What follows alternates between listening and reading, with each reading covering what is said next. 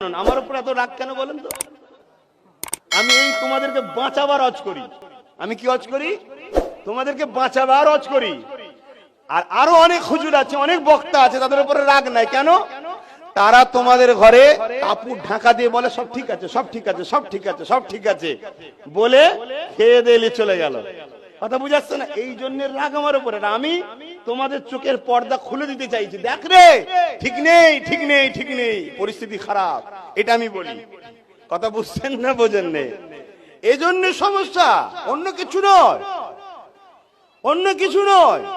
আমাকে আনতে গেলে অনেক রকম বাধার সম্মুখীন হতে হয়, হয় না? হয় না? অনেক সম্মুখীন হতে হয়।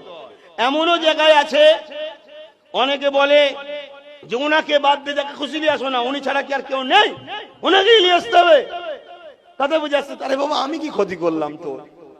দেখা যাচ্ছে সে হয়তো কোনো থানার একজন বড় দায়িত্ব ভারপ্রাপ্ত, সে মুসলিমও নয়, অমুসলিম। তা আমি আপনার কি করেছি?